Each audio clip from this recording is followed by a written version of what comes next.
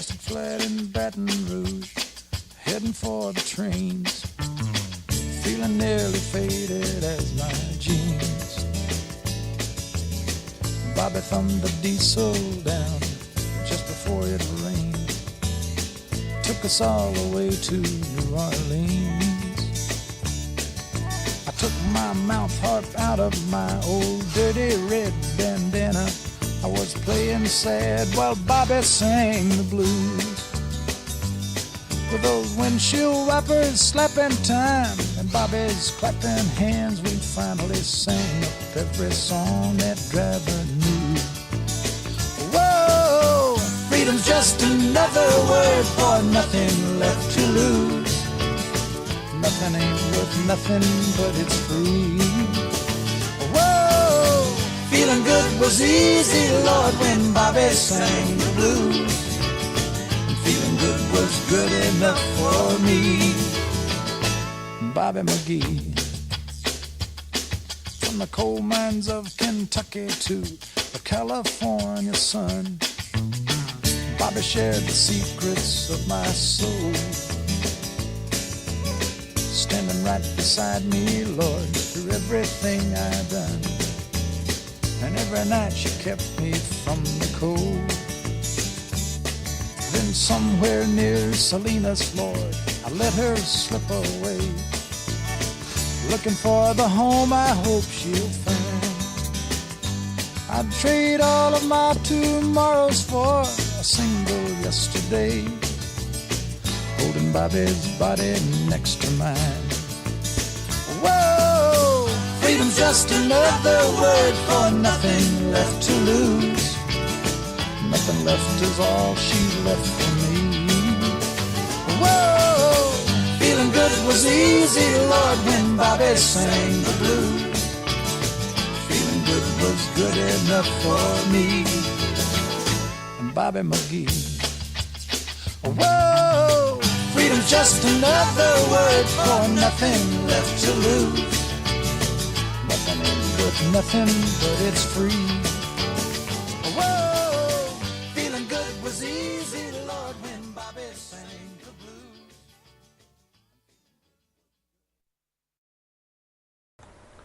All right, folks, welcome to the ACC Lock City here on HerbFM Radio. Myself, Chris Heidel, with Ewan McCreef. Ewan, how's everything going there, bud? Great, except I went 1-2 in my picks. I did not account for the weather. That was a total rookie move. We're going 3-0. We're going 3-0 tonight in our college football plays. Yeah, exactly. So the first game we're going to be previewing tonight, folks, is Louisville taking on Syracuse tomorrow night.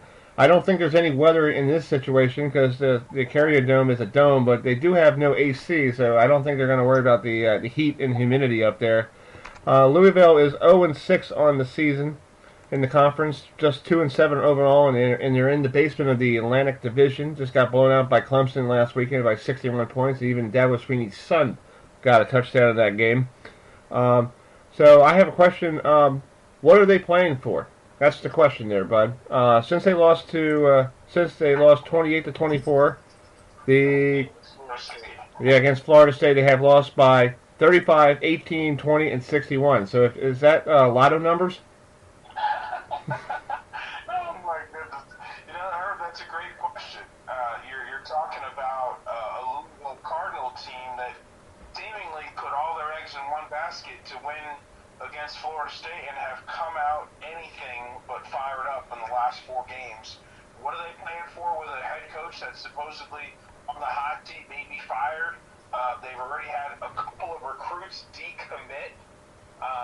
So things are not well in Louisville right now. Well, against the spread, the last 4 games are 0-4, and they have lost 6 games in a row. And their only wins are non-conference wins against Western Kentucky that where what's his name used to coach, Bobby Torino, and Indiana State in the pouring rain. And their defense is ranked last in the ACC. Has given up 462 yards per game. That sounds like the Cleveland Browns defense, pretty much. Well, is that defense going to all of a sudden, change and play stout? We haven't even gotten to the other side of the fence, but you have to wonder where Louisville's head is at. I mean, they just lost by 61 to Clemson. I mean, what is this team about? Are they really going to play hard for the coach, on the road? I'm not sure about it. And you mentioned Herb. I mean, the last 4 games, 0 against the spread. So things should be interesting in the Carrier Dome. They should be fired up. And you know what? It's Syracuse's last home game. Big night for the seniors. Oh yeah, pretty much. It is a big night for the seniors, and the question: if they try to get this defense ready for Syracuse, not the NFL where you can make trades. I guess that's what the question that Bobby Petrino was asked on Wednesday on the ACC teleconference call, and he said, "How do you stop the bleed?" And somebody asked, "How do you stop the bleeding on the defense?"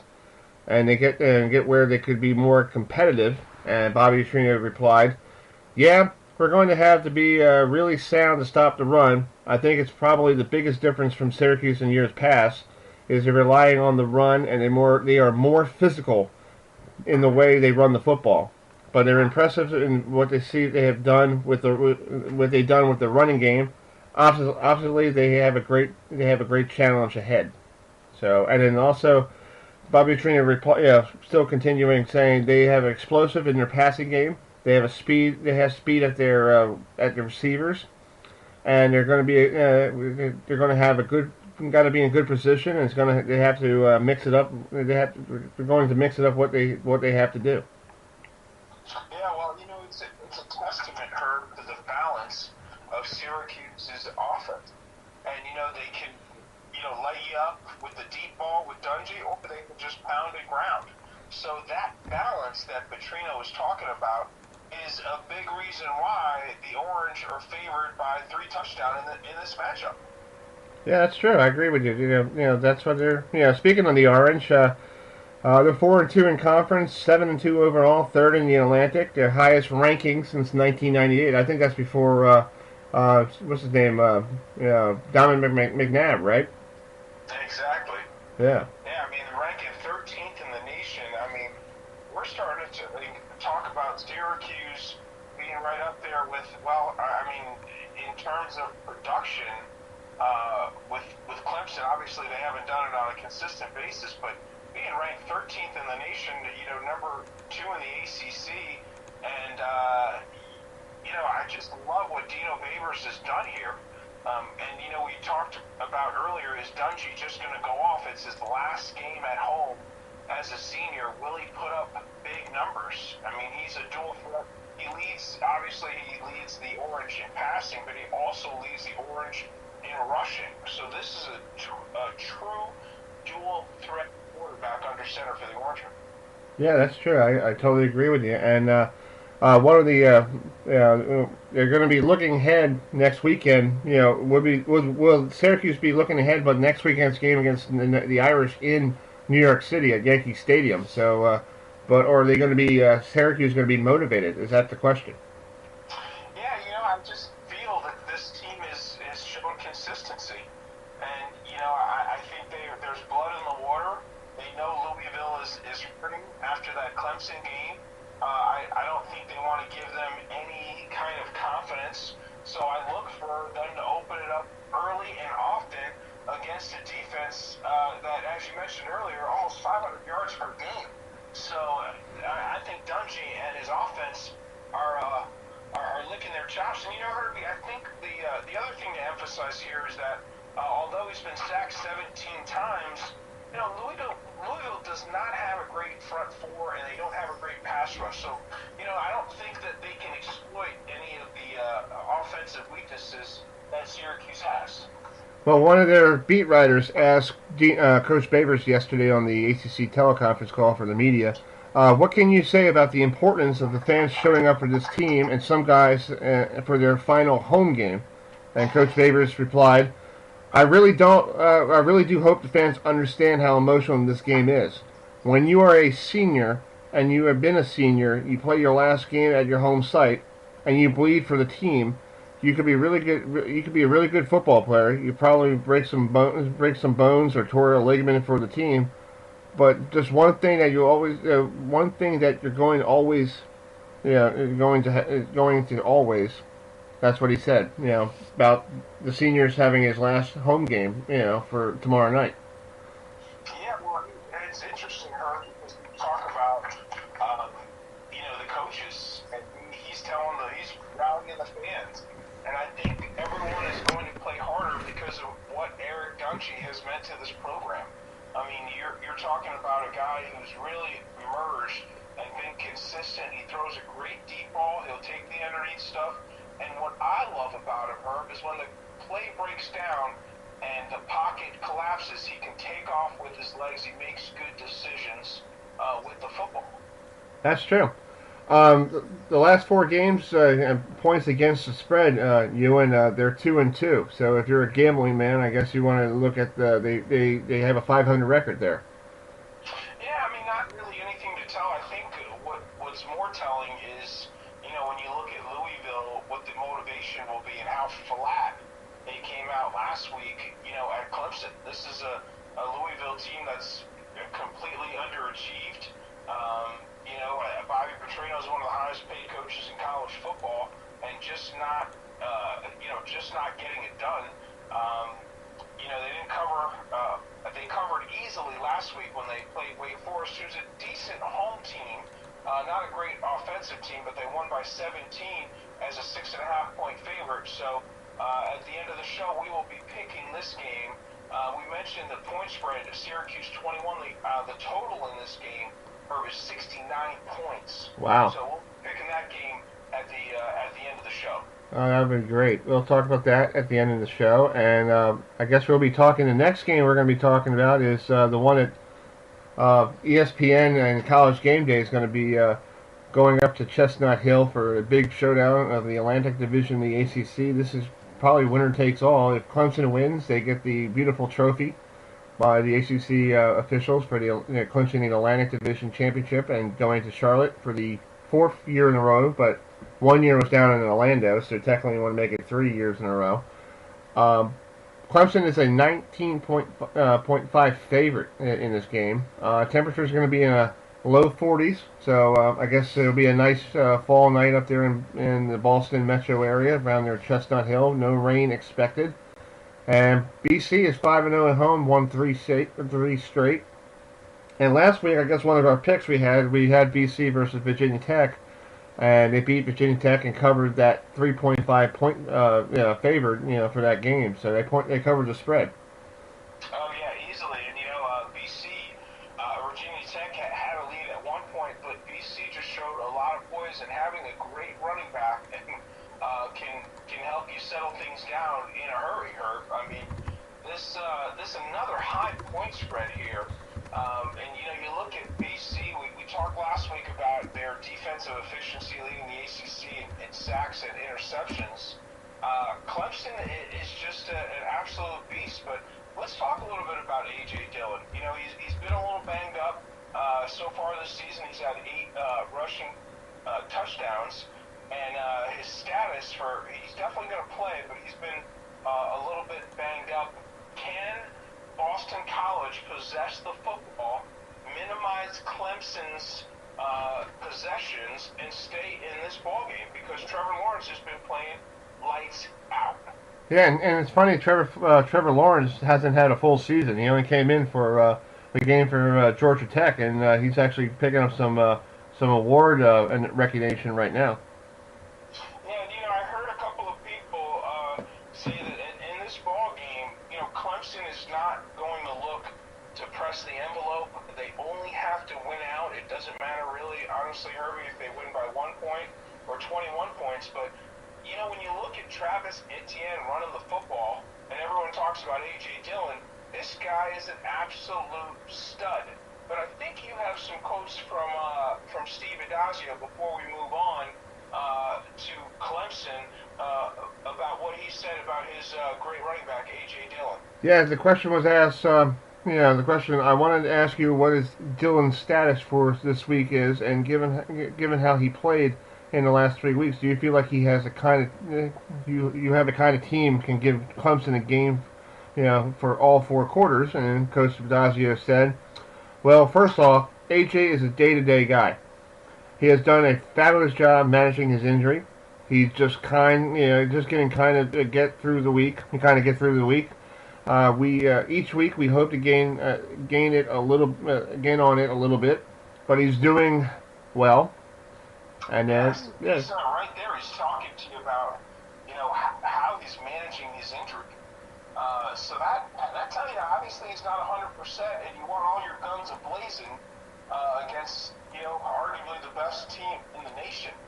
So, I don't know really. BC's passing game has been somewhat effective, but remember, Herbie, this is a homecoming for Christian Wilkins. He was born in Springfield, Mass. So this is a coming home party, and I think he can totally wreak havoc in that running game by the Boston College Eagles. I totally agree. I think he will. He's at that force on that Clemson defense that he's going to be definitely a guy you'll see on Sundays or Thursday nights or Monday nights or whatever time the NFL will be playing. Because he's one. I guarantee if you're one of those teams like Cleveland or the Giants, you need to build up a defense. Yeah, I think you may want to take a look at this guy this year. No question. And let's talk a little bit more about Clemson. They're 8th in third down percentage defense. So this team not only scores a lot, their defense gets off the field. And, the Tigers themselves are averaging over 265 yards rushing per game, 7th best in the nation, averaging almost 7 yards per touch. That's insane. Yeah, that's insane. And the Clemson's offense is unstoppable. Let me give you this. These are not Powerball numbers. Just want to let you know this one.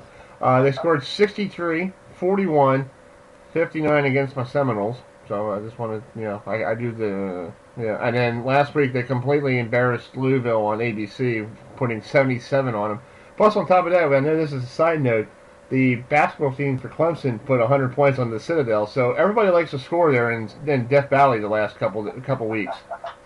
Well, Steve Adazio gave Clemson quarterback Trevor Lawrence a lot of praise. Herbie, do you have a quote from the BC coach? Yes, Steve Adazio said that he's a guy that throws the ball really, really well on a high level. He's mean. He's very accurate. He's athletic. He can run in the he could run and read zone game. He's an elite thrower. So it's going to give them a dominant run game and a dominant throwing game as well. Yeah, and he's 11th in the nation in passing efficiencies. 8 touchdowns, only 3 interceptions. This kid's not playing like a freshman, Herb. Oh no, I feel like he's playing like he's a senior. But if you look on him, he's a freshman, and he just showed up this year, according to Dabo Sweeney, for spring practice, and he was like. Him and Chris and Kelly Bryant were fighting for the job, and that's why Bryant went with. That's why Dabo went with Bryant, and now he realized he might want to go with Lawrence from day one. Yeah, it's going to be really tough. You mentioned BC's home record. There is no rain expected. Temperatures in the low 40s, and you mentioned that Clemson is a 3-touchdown. Favorite her. It's a big number on the road, but as you can tell, as you read those statistics, this team, it blows up. The big plays on this Clemson offense just keep coming and coming and coming.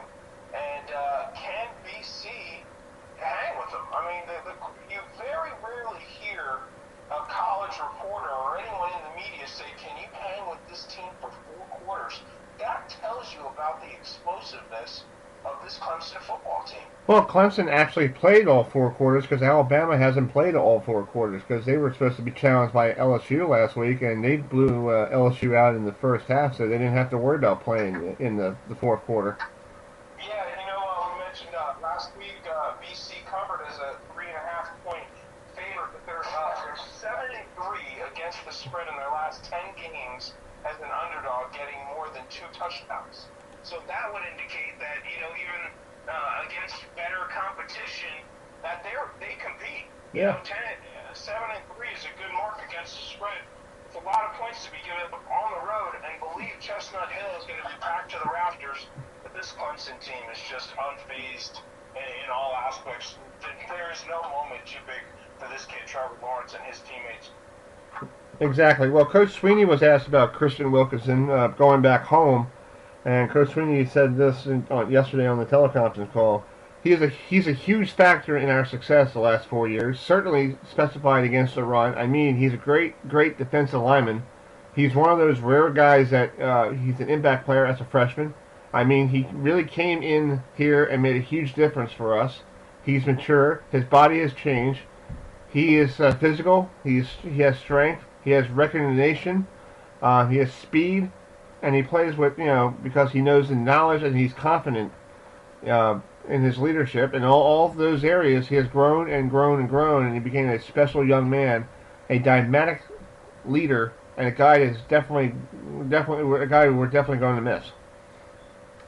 Yeah, he's an absolute beast. First team All-American. He'll be that again this year. Things will be interesting up in Chestnut Hill, that's for sure. Exactly, and that's 8 o'clock on Saturday night on ABC.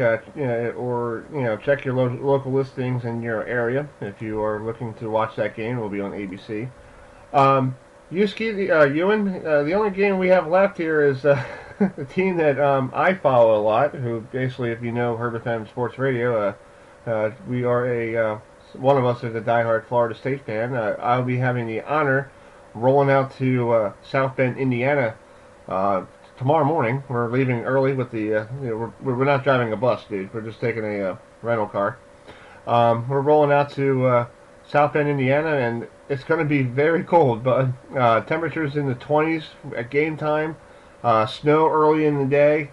So I'm actually going to see winter earlier than I thought. Yeah, this is going to be a fantastic game for you to go to. Notre Dame and Florida State. Usually this. When you get D3.5, expecting snow showers early in South Bend, but at kickoff time, probably no precipitation. How does that affect both of these teams? Well, you got, I'm sorry, if you listened to our show last night here on HerbFM Radio, the College Football Tonight, I talked to Ryan Harris, and the broadcaster analyst for the Notre Dame radio network for the football team. He said the weather this time of year could change any time there in South Bend, Indiana. It could be one minute it could be cloudy, and then all of a sudden snow just shows up, and it gets really cold really easily because he's a kid from basically from California showing up there to play football with the Irish back in 2006, and he didn't realize how it gets cold this time of year. Yeah, it's going to be fantastic. Well, let's talk a little bit about the Irish.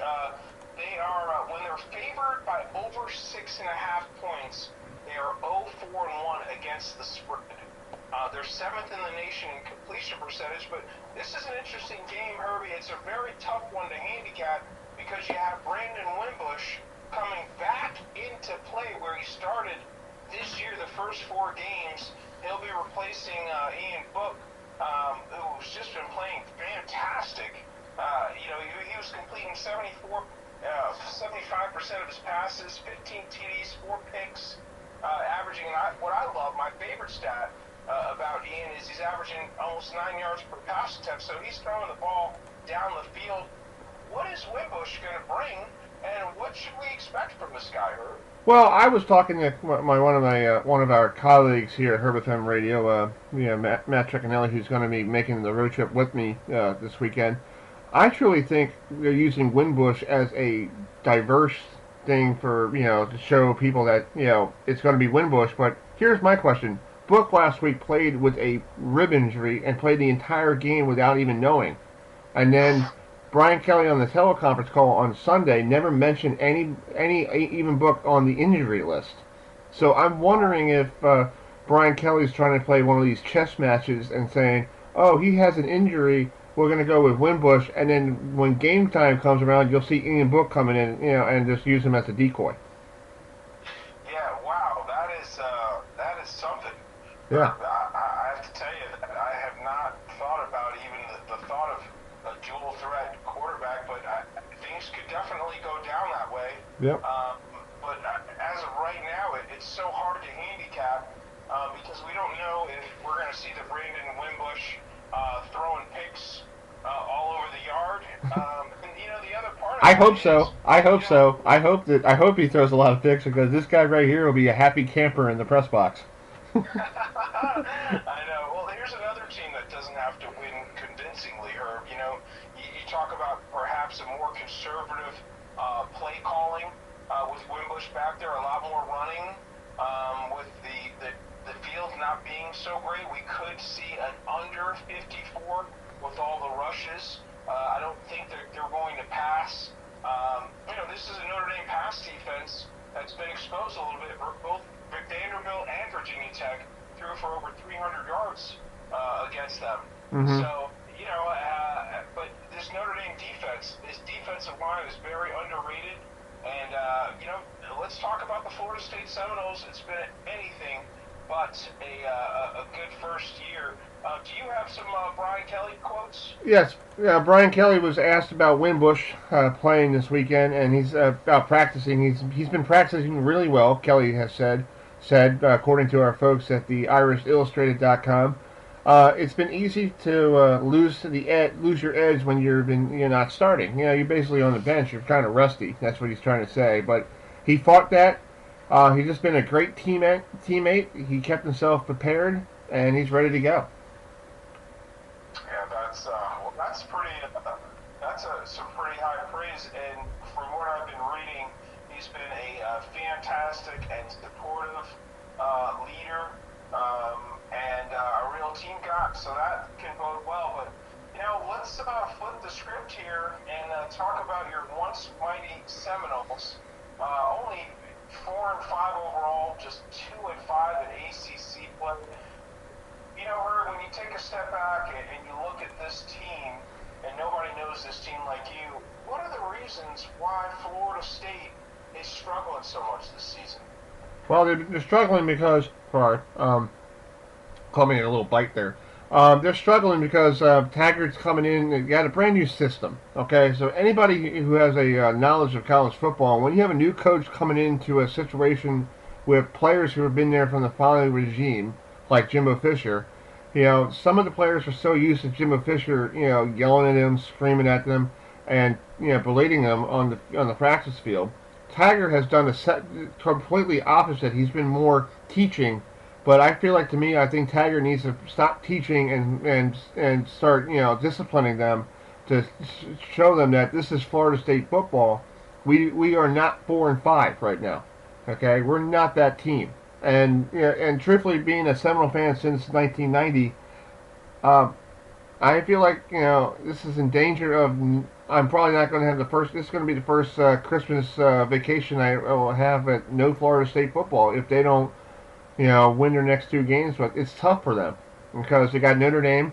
Next week they got A.J. Dillon in Boston College, and then they got the mighty Gators coming to Tallahassee. So three top teams in the college football playoffs coming to you got to play them, and I don't know if we have that firepower, but I don't think Charlie Ward is going to be coming out of the woodwork or I don't think Jameis Winston. I think he's already been done with his suspension, so I don't think he's going to come. And I don't think Chris Rick, who was the last one. Chris Rick was the last one to play in Florida State in South Bend because I was watching the video. That's 2003 was the last time. Well, you know what, Herbie? This is a team that can't run the football. They're 127th in the nation in football, and I don't care who's back there, DeAndre, Francois, or Blackman. You've got to be able to run the football and take some pressure off of the quarterback. Herb, This is Blackman played okay. It was kind of the whole game wasn't really competitive. He did throw for 421 yards, 4 touchdowns, and was named ACC Quarterback of the Week. What is DeAndre Francois? Do you think they can run the football here against Notre Dame in this weather and maybe play a little keep away, shorten the game? But you know what? I just think that after the start that they've had here, will they be motivated to play, or are they just going to, you're talking about 37 straight years going to a bowl game. They have to win out to get to a bowl. And, you mentioned the schedule. Things are very tough. And what did Coach Taggart say about adversity in his team this week at ACC on the ACC teleconference call. Well, I did speak to him yesterday afternoon, so I did ask him about the weather this weekend, and also, what is it like playing, a team like Notre Dame? So here is the interview I had with him yesterday afternoon. Please proceed with the question. Good morning, Coach Tiger. How you doing? I'm doing well, and you? I'm doing great. Just talk about this weekend. It's going to be very chilly and cold there in South Bend, Indiana. It's probably going to be below 40 degrees, and Florida State does not play in 40-degree weather. So how are you going to get there for your players to not get stuck with that element out there in South Bend? I mean, you got to go play. We're going to prepare like we do any other week. We're going to go practice, make sure we understand our opponent, but more importantly, make sure we understand what we're doing, and then go play football. We all understand it's going to be cold. We can't change that. That's not going to change. It's going to be cold. We got to go play. We don't play in that every day. I don't think they play in it every day either, but they play in it a lot more than we do. And our guys played in some cold weather last bowl game, so it's not like they hadn't played in it. It's going to be cold for both teams. We get that. We got to go play. That can't be an issue for us. We can't make that as an excuse. Right. And this is your first year with Florida State. What's it like going to play in South Bend against Notre Dame? And I know when you were a kid growing up watching Florida State football, you probably saw all the classic games like 1993 and 2006 and all that stuff. So what does it feel like for you going there? It's going to be great. I think anytime you go to Notre Dame and play, it's a great opportunity. I think growing up as a kid, a big-time college athlete, I think a lot of guys would love to play in that stadium. It's such a historic program and rich tradition, and had the opportunity coaching there when I was out at Stanford. So I understand what it's going to be like. Great opportunities. It's kind of what all these young people grew up wanted to do, is playing big time games like this in special places. So that's what they grew up to do, and you got to make sure they prepare so they can go out and play their best. Well, have a good week of practice and good luck Saturday. Thank you very much.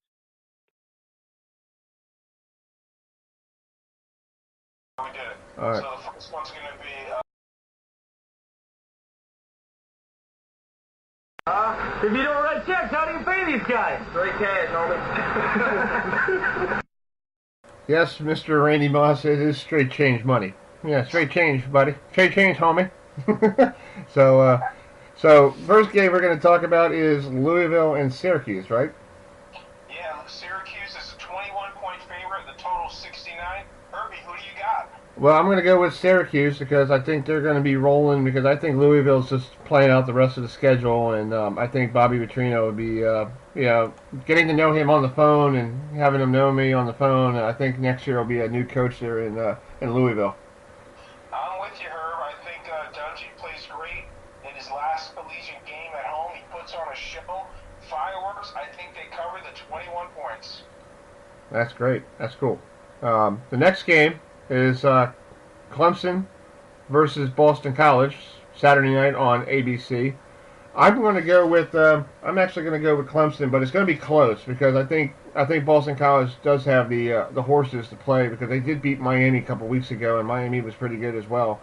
But I feel like Clemson will pull it out at the end, maybe with a last-minute field goal to make it a great evening up there, but not good for the home squad. Well, so are you going to take Boston College plus 19.5 points? Do you think they keep it within 20? Yes, they'll keep it within 20. Yes, they will. I truly think they will. You're taking BC plus 19.5, and I am taking the over 57 points. I think Clemson is going to get theirs, and I think Boston College is going to have to put it up, and A.J. Dillon a couple of big plays. I'm going over 57 points in that ball game. Great. Awesome. And the last game we just finished talking about, the Seminoles rolling out to South Bend, Indiana to take on the Irish, rematch of the 2014 game down there in Tallahassee that ended on a penalty, bud, pretty much. Yeah, so I'm actually going to pick my Seminoles. I do not want them to embarrass me in person, because I have a perfect record, 3-0, and I like to keep that streak going and watching them play. But I really seriously thinking if Winbush is going to be playing, I think Florida State's defense will step up, and I think Winbush has been on the bench for a while. It's a little rusty, and I think Florida State will probably sneak it out. And I want to say they're probably going to win by 7 points. All right, you know what? That's interesting. I don't know who's going to be behind. I know that Winbush has been rusty, but I think he's going to relish this role. He's going to take advantage of his opportunity. This is basically an audition for him if he wants to play another year. I'm going with Notre Dame minus 16.5. So to recap, we're both on Syracuse minus 21. Herbie likes BC plus 19. I got the over 57 in the Clemson Boston College game. Seminoles plus 16.5 for Herb. I'm taking Notre Dame minus the 16.5. So those are our college football selections on Lock City for this week. All right, man. Well, that's the end of their show here, folks. Thanks for joining us tonight, and we'll see you all next Thursday at the same time, bud? Absolutely. Same time, same place, same channel. And also, please join me on Wednesday night, November 14th. We'll have our college football tonight, and we'll preview Week 12 of college football, dude. Week 12 already. I just feel like we just had the ACC kickoff last week. I'm telling you, man. Me too, pal. But hey, great show. Bang your bookie. Let's make some money this week. If you don't write checks, how do All you right. pay these Thanks, guys? everybody, for joining us. Good night, everybody.